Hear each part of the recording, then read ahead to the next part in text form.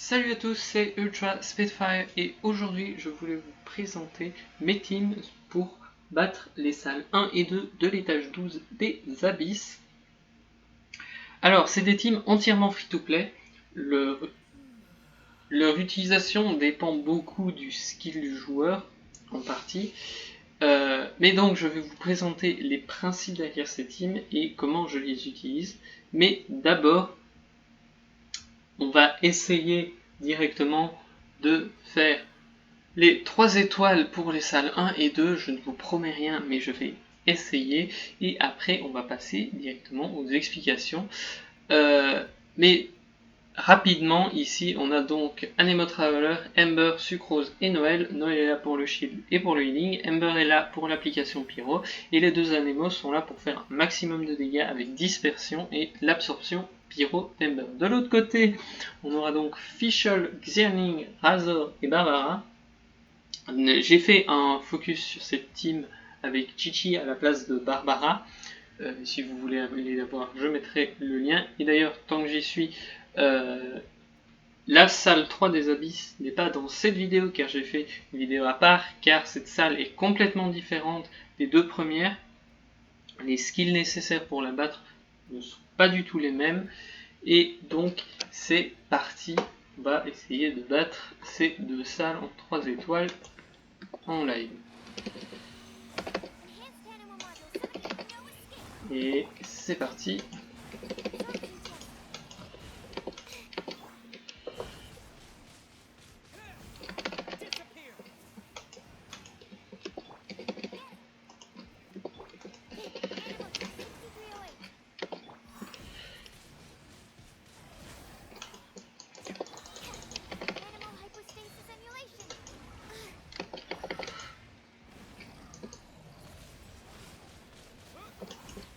Voilà.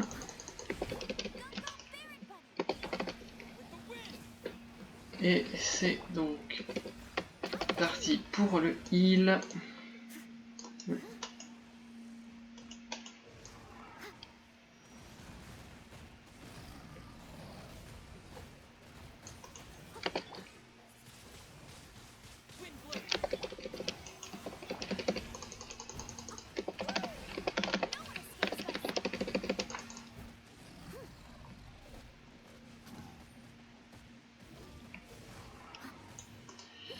Donc ici j'essaye de ne pas directement cramer l'entièreté de mes points de vie sur ces deux-ci.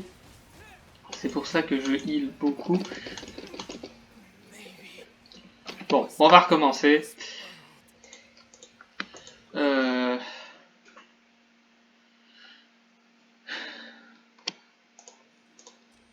Donc petit fail de ma part, mais on va quand même réessayer vite fait.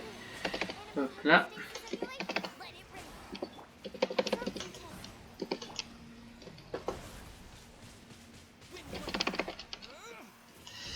Merci d'envoyer la tornade du mauvais côté.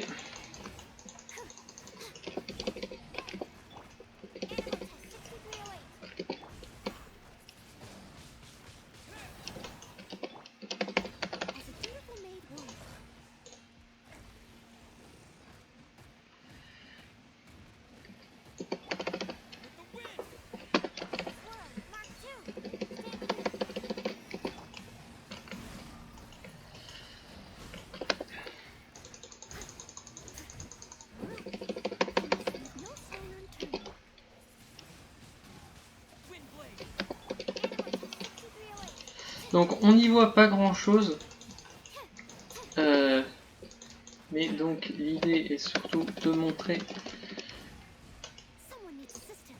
le principe derrière les teams.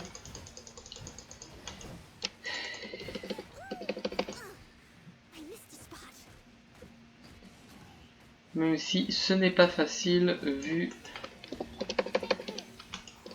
les sauvages que sont les géosaures.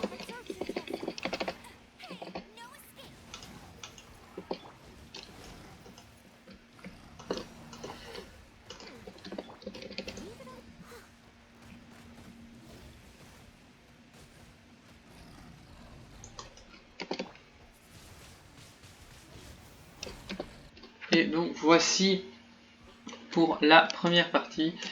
Et pour la seconde, c'est parti.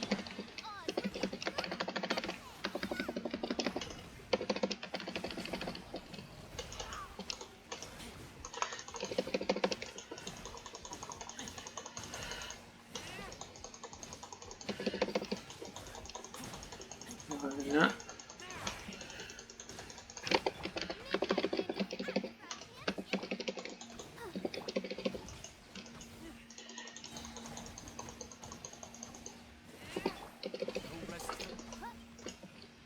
Voilà.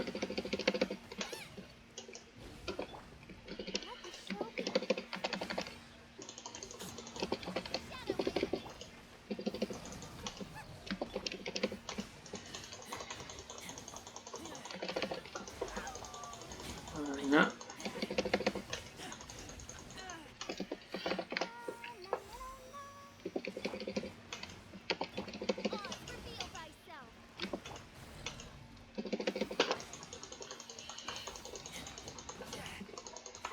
Donc ici, voilà, on a donc les 3 étoiles pour la première partie. Passons donc à la suivante.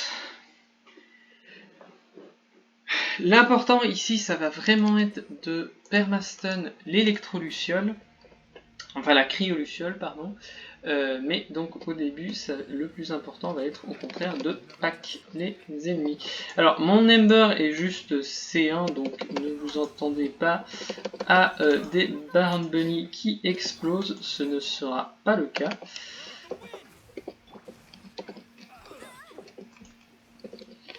Voilà. Voilà.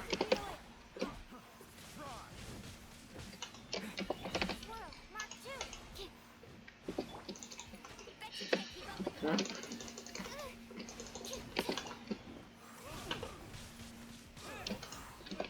Hop.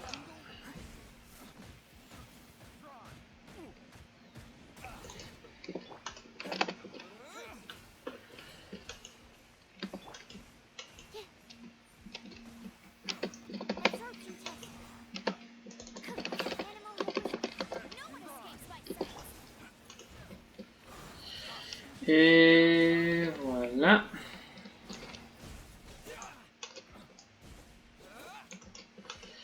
C'est parti, directement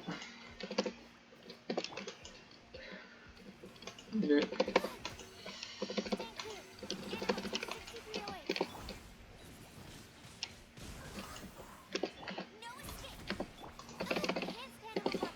et c'est parti.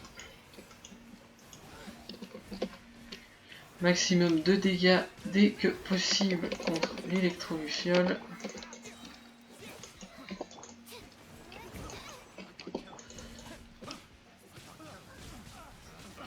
Ulti. Ulti. Et voilà.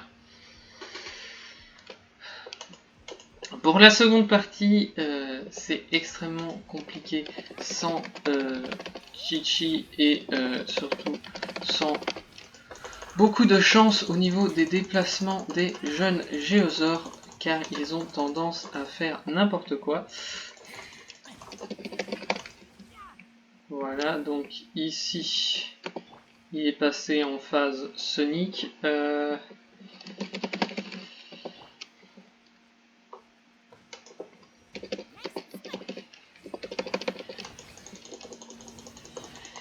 Voilà.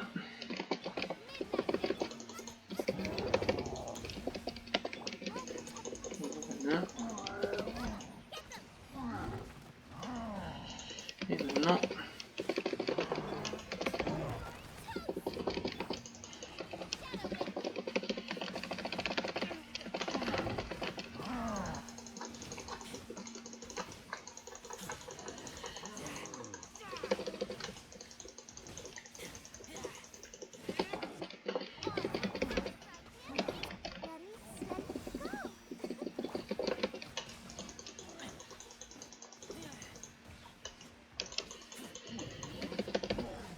Et donc voilà, vous avez pu voir que c'est très proche du du perfect ici. Bon, on est à 15 secondes. Mais bon, j'ai un peu ralenti vers la fin. Les patterns des ennemis sur la première partie n'étaient pas au mieux, mais vous avez pu voir en général comment ça fonctionne. Donc, déjà, il faut dire que sur donc, la première partie, donc ici on va ignorer c'est la salle 3, mais on va donc revenir sur les deux premières salles. Alors pour la première salle, première partie, l'important c'était vraiment d'utiliser l'élément Pyro-Dember pour faire des dispersions avec donc Sucrose et le Traveler Anemo. C'est vraiment la clé. À la limite, l'arc de Favonius sur Ember pour lancer plus souvent des ultis aurait pu être une bonne chose, mais bon, c'est comme ça. Pour la seconde partie, c'était vraiment du focus sur une cible avec Razor. Comme j'ai dit, Chi-Chi est mieux pour supraconduction plutôt que Barbara. Mais Barbara peut être jouée avec Xingqiu pour faire de l'électrocution en boucle, ce qui est extrêmement fort avec le nouveau patch qui a buffé toutes ces réactions-là, mais je l'ai déjà expliqué. Ensuite, pour la deuxième salle, le truc important, c'était, pour la première partie, qu'il y avait au début deux ennemis qui spawnaient ici, de mêlée, et deux ici. Alors que ceux à distance étaient sur les côtés. Donc l'important, c'était vraiment de les rassembler, et donc, dans ce cas-ci, c'était vers celui à distance de gauche, comme ça ceux de mêlée venaient vers vous et vous aviez un maximum de dispersion possible. Voilà, puis pour la seconde vague, dans la première partie de la deuxième salle, je vais y arriver, et bien c'était vraiment d'aller au maximum contre la Cryoluciole dès qu'elle arrivait, et d'envoyer tous les sorts anémaux possibles, d'enlever l'enchantement cryo avec l'outil d'Ember si disponible, sinon bon avec les dispersions ça peut aussi fonctionner. Et pour la seconde salle, l'important c'est, enfin la seconde partie de la seconde salle, c'était vraiment de focus le plus vite possible les jeunes géosaures, parce qu'il ne faut surtout pas qu'ils passent sous leur forme de roue rapide, qui fait des déplacements qui font perdre extrêmement beaucoup de temps. Mais vous avez pu voir, première salle, des 3 étoiles. Dans la deuxième salle, je vous assure que c'est possible, je l'ai fait hors record, mais ça fonctionne. Donc on va passer au set, à la présentation des sets des équipes donc. Et on va commencer avec la première. On a donc Traveler avec 50-145, Tokri dégâts crit, avec l'arme Croc-Suppurant. Je voulais être le plus proche possible d'un free-to-play, puisque j'ai aussi l'Acula Favonia, mais bon, j'ai voulu garder cette épée-ci. L'épée rituelle fonctionne également. En fait, il n'y a que très peu d'épées qui ne fonctionnent pas sur le Traveler. Même tailleur de pierre peut être utilisé grâce à sa haute base d'attaque. Peut-être un peu moins l'épée de Favonius, puisque l'ulti du Traveler Anemo n'est pas si fort que ça. Mais en général, peu importe l'épée, elle ira bien sur le Traveler. Ensuite, on a Ember avec l'Arc Royal. J'aurais peut-être dû mettre Favonius pour l'aider à la recharge d'énergie, mais Favonius fonctionne. L'Arc Royal fonctionne très bien. Sinon, on peut mettre Dernière Corde ou l'Ode aux Alizés si on veut être vraiment full free-to-play. Ensuite, 4 pièces sorcières, mais le mieux dans ma composition, ça aurait été 2 nobles, 2 sorcières, pour vraiment mettre tout sur l'ulti. Enfin, Sucrose, alors, elle, il y a 2 manières de la jouer. Enfin, Traveler aussi, hein, mais soit on la joue comme ici avec de la recharge d'énergie et du taux crit avec des dégâts Nemo, soit on la joue full maîtrise élémentaire. Alors moi, n'ayant pas encore de coupe maîtrise élémentaire en verte chasseuse, eh bien j'ai fait avec mon ancien set pré-buff dispersion, mais sachez que le plus efficace ça reste quand même l'autre set, le set maîtrise élémentaire, parce qu'elle va passer de la maîtrise élémentaire aux alliés et c'est extrêmement intéressant donc pour les alliés. Pour un Emo Traveler aussi on peut faire ça. On peut donner donc de la maîtrise élémentaire puisque le E fait beaucoup de dispersion, c'est très intéressant aussi. Mais ici j'ai donc ce set plus orienté main DPS plus que dispersion. Pour les stats d'Ember, je ne sais pas si je vais les montrer. Voilà. 37% peut vous paraître un peu faible, mais c'est en fait parce que l'aptitude numéro 1 d'Ember augmente le taux crit de la zone de flèche de 10%, et donc ça devient 47% de crit, de taux crit, et là on arrive à quelque chose de beaucoup plus équilibré vu que le ratio doit être environ de 1 pour 2. Noël, c'est une Noël healeuse, enfin plutôt tank, puisque j'ai mis à la place de bonus de soins, j'ai mis de la défense, c'est full défense, Noël full défense. Elle fonctionne bien en tant que tank et healeuse. Pas grand chose de plus à dire dessus. Elle est pas C6, elle est pas C6 du tout. Donc j'ai pas beaucoup de dégâts, mais bon, disons que ça fonctionne déjà. Ma sucrose C4, je vous conseille vivement d'avoir la C1 parce que avoir 2 E c'est extrêmement intéressant, surtout avec un cooldown de 15 secondes, c'est extrêmement intéressant.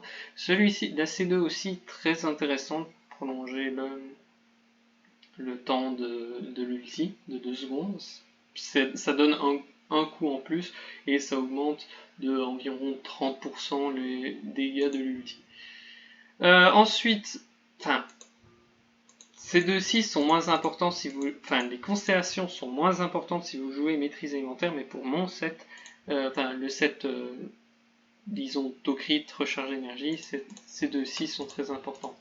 Celle-ci est moins importante, note que Sucrose maîtrise élémentaire peut en profiter vu qu'on peut faire des auto-attaques, car les auto-attaques, les attaques normales de Sucrose vont prendre des dispersions, et donc on pourra recharger le E en même temps que de faire des dégâts avec donc les attaques normales et les dispersions des attaques normales. Pour la C6, c'est intéressant, mais disons que dans ce cas-ci, c'est clairement pas indispensable. Et donc voilà, donc le Traveler C6 et Ember C1, mais je l'ai pas utilisé de tir visé, donc c'est comme s'il était C0. Pour Noël, la seule constellation vraiment intéressante entre guillemets, c'est la première pour heal dans mon cas. Et voilà.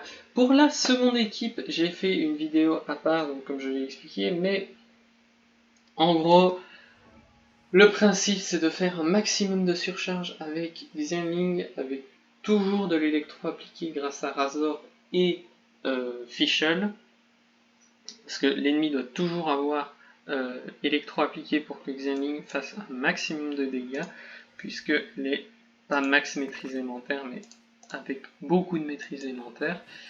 Pour les armes, voilà. Alors, le fléau du dragon, il est bien, mais franchement, la lance craftable recharge d'énergie peut être à la limite plus intéressante, car à ce moment-là, on peut remplacer le sablier recharge d'énergie par un sablier maîtrise élémentaire, ou alors garder maîtrise recharge d'énergie et avoir beaucoup plus souvent l'ulti. Donc ça c'est un peu à vous de choisir. Oui, je sais, j'ai un 4 étoiles, mais vous connaissez le donjon de feu, il est pas gentil.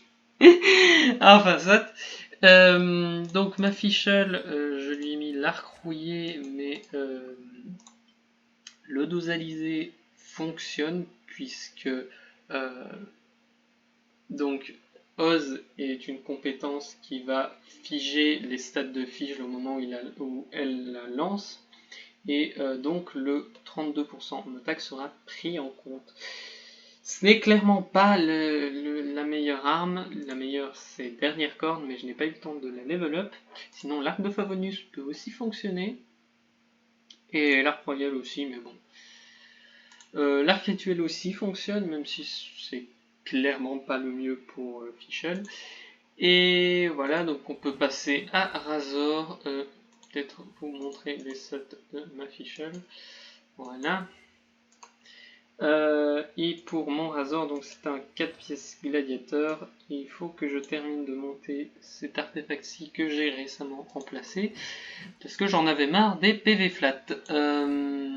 Donc voilà, le prototype Espadon.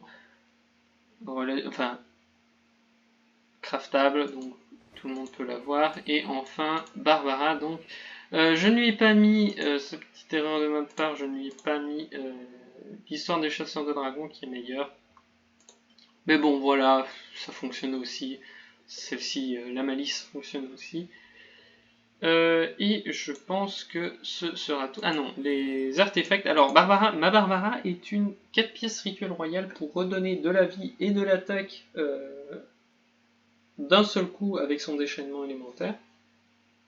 C'est très efficace, c'est direct, voilà. Mais sinon, d'habitude, j'utilise donc Chi-Chi, que je trouve meilleur grâce à supraconduction. Mais pour ça, vous pouvez aller voir ma vidéo sur l'équipe, où je détaille exactement comment elle fonctionne. J'aurai donc les links pour la vidéo de la salle 3 et pour la vidéo sur l'équipe, donc celle-ci, de Razor. Et voilà, j'espère que ça vous aura plu, que ça vous aidera à passer les salles 1 et 2. D'ailleurs, dernière note avant de finir, c'est que Ember, vous pouvez la remplacer par n'importe quel personnage avec un élément, disons, actif, c'est-à-dire pyro, cryo, hydro, électro. Hydro est un peu moins bien parce qu'en fait, dispersion ne pourra taper, enfin ne tapera pas les ennemis qui sont autour de celui sur lequel vous avez déclenché dispersion. Exemple, s'il y a 2 géosaures et que vous déclenchez dispersion sur un seul des 2 géosaures, sur un des 2 géosaures, et bien le géosaure prendra le coup de dispersion, mais le second non, alors que pour les 3 autres éléments, les 2 géosaures prendront le même coup de dispersion visé au premier géosaure. Donc voilà, c'était mon équipe. J'espère que ça vous aura plu. Et je vous dis à la prochaine.